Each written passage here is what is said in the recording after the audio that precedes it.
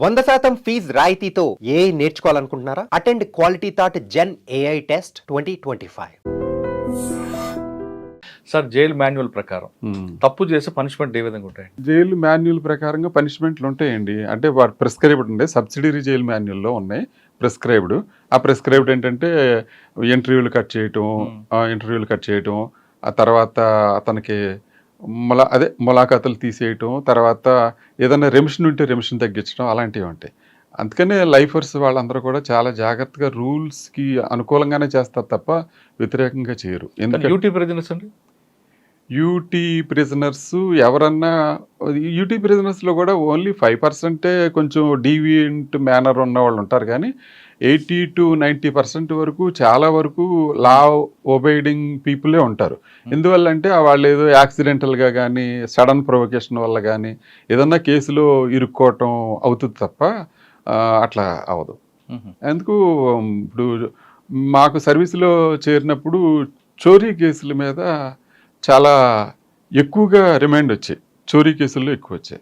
సబ్సిక్వెంట్గా 98 ఆ 99 2000 ఆ ప్రాంతాలకు వచ్చాడు 498లో ఎక్కువ వచ్చాయి.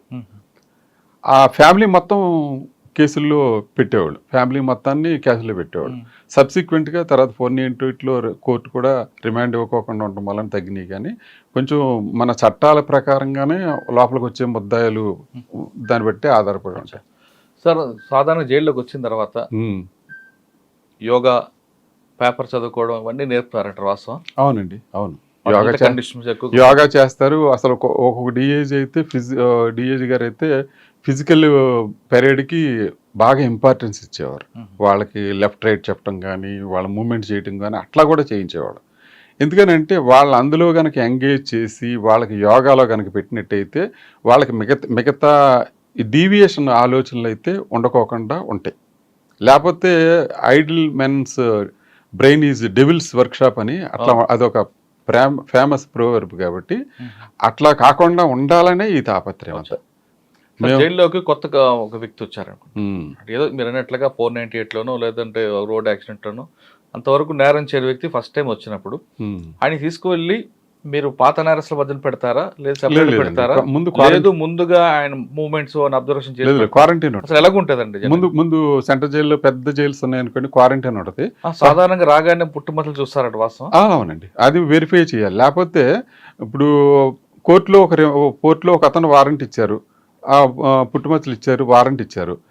అతను కోర్టు నుంచి మన జైలుకి వచ్చేటప్పుడు ముద్దాయి మారిపోతే, కోర్టు నుంచి మన జైలుకి వచ్చేటప్పుడు ముద్దాయి మారిపోతే వేరే వాడు ఎవరో జైలుకి వచ్చేస్తే, అందుకని మనం అన్నీ వెరిఫై చేయాలి. సాధారణంగా డీప్గా చెప్పండి సార్, ఖైదీ లోపలికి అడ్మిన్ బ్లాక్లోకి తీసుకొచ్చిన తర్వాత అండ్ వెరిఫికేషన్ ఎలాగుంటుంది, ఏ బ్లాక్కి ఎలా కేటాయిస్తారండి? లేదు, అతను మామూలుగా మేము 2-3 మాటలు అతనితో మాట్లాడేటప్పటికి మాకు కొంచెం అర్థం అవుతుంది. మామూలుగా మాకు సైకాలజీ, క్రిమినాలజీ మీద కూడా సబ్జెక్టులు ఉన్నాయి. తమిళనాడు వెల్లూరులో అందరూ ట్రైన్ అయ్యి ఉంటారు. దాని మీద ఒక ముద్దాయితో మాట్లాడితే ఆ ముద్దాయి ఎట్లాంటోడు, వీటి వల్ల ఏం భయం ప్రాబ్లమ్స్ ఉంటాయి అన్నీ మీకు ఎగ్జాంపుల్ చెప్తాను. ఎవరన్నా ఒక అతను భార్యని చంపేసి జైలు కనుక వచ్చాడు అనుకోండి ఉదాహరణకి, మీకు తెలియని విషయం మా అందరికీ అర్థమయ్యేది ఏంటంటే అతని దగ్గర మాకు సూసైడల్ టెండెన్సీ ఉంటుంది. తప్పు చేశారని సూసైడల్ టెండెన్సీ ఉంటుంది. కాబట్టి భార్యని చంపి కనుక జైలుకి వచ్చినట్టయితే మేము అలర్ట్ అయిపోవాలి, సావధానం అయిపోయి అతని మూమెంట్స్ మీద అతనికి వేరే ఒక అతన్ని అప్పచెప్పి, అరే కొంచెం ఆయన జాగ్రత్తగా చూసుకోరా, బాత్రూమ్కి వెళ్ళేటప్పుడు ఏం చూసుకోవాలి, లేకపోతే జైల్లోనే సూసైడ్ చేసి చచ్చిపోతాడు. నేను గుడివాడ జైల్లో ఉండగా ఒక అతను ఇలాగే రిమాండ్కి వచ్చాడు. రిమాండ్కి వస్తే నేను మామూలుగా మాకు తెలిసిన విద్య కాబట్టి నేను ఎట్లాగే చేశాను. ఆ జైల్లో ఉన్నంతకాలం పొద్దున్న నైటు లేట్ అయింది బెయిలు. మర్నాడు ఉదయం పొద్దున్నే 6:30కే నేను రిలీజ్ చేశాను. 9:30-10 పురుగుమంది దాకా చచ్చిపోయాడు. ఎక్కడ? బయట. వాళ్ళు ఊరెళ్ళిపోయి గడ్డిమేడి దగ్గర పురుగుమంది దాకా చచ్చిపోయాడు. అంటే తప్పు చేశారని చూశారు. అంటే ఏంటంటే మేము అలర్ట్గా లేకపోతే ఎంత ప్రమాదకరమైన పరిస్థితుల్లో మా ఉద్యోగం ఉంటుంది అన్నదానికి ఇది పెద్ద ఉదాహరణ. అంటే భార్యను చంపిన వాళ్ళు మాత్రం ఎందుకండి?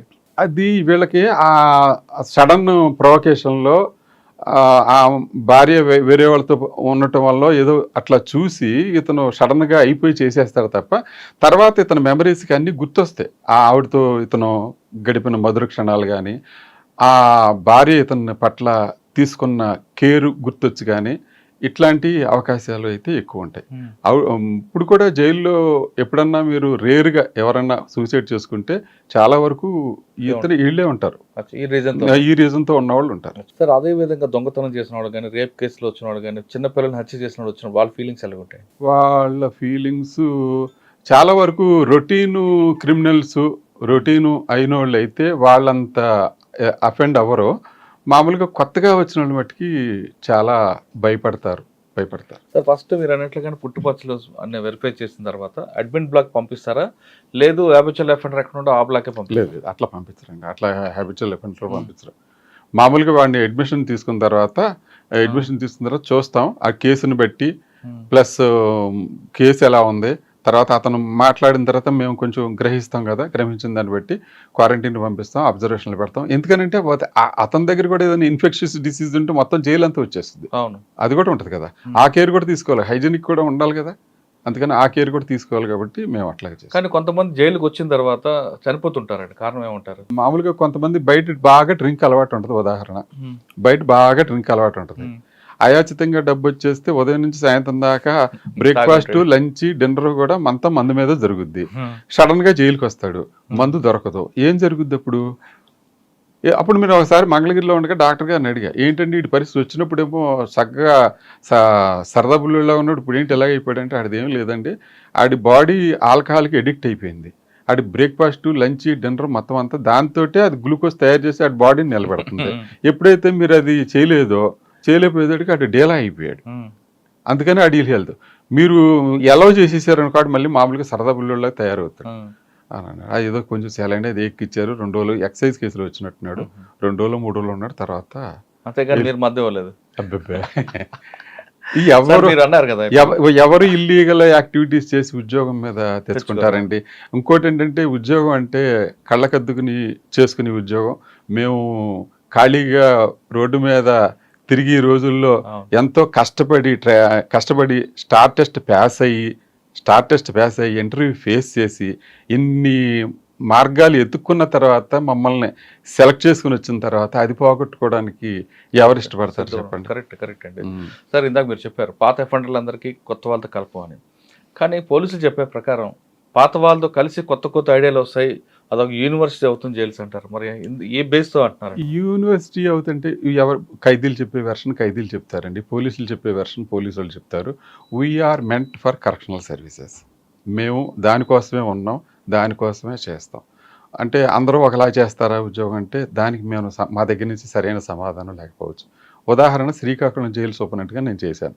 నా టెన్యూర్లో రోజుకు 2,000 రూపాయలు ఖరీదైన కూరగాయలు మార్కెట్లో అమ్మి గవర్నమెంట్కి జమ చేసేవాడు. మెయిన్ రోడ్డు మీద స్టాల్ ఉండేది, ఖైదీల స్టాల్ ఉండేది మెయిన్ రోడ్డు మీద. ధర్మాన ప్రసాదరావు గారు ఆయన వచ్చి కాయగూరలు కొనుక్కెళ్ళి అక్కడ నుంచి ఆయన రోడ్డు మీదకి వచ్చి ఎవరు ఇక్కడ పెట్టాడు కోర్టు అంటే ఖైదీల డ్రెస్సు, బయటేమో జిల్లా జైలు శ్రీకాకుళం బోర్డు కనపడేది. ఏంటి జైలు కూరగాయలు కూడా అమ్ముతారని ఆశ్చర్యంగా చూసాడు. మేము ఉండగా అదే పెట్టాం. ఆయన రోడ్డు అవతలే కదా, మెయిన్ రోడ్డు మీద పెట్టాం స్టాలు, నేషనల్ హైవే మీద రోడ్డు మీద పెట్టాం. రోడ్డు మీద గార్ సంతకెళ్ళేవాళ్ళు ఖైదీలు, వ్యాన్ ఇచ్చి పంపించేవాళ్ళు, ఖైదీలు ఉండేవాళ్ళు, ఎస్కార్ట్ ఉండేవాళ్ళు, కాయకూరలు సాయంత్రం వచ్చేవాళ్ళు.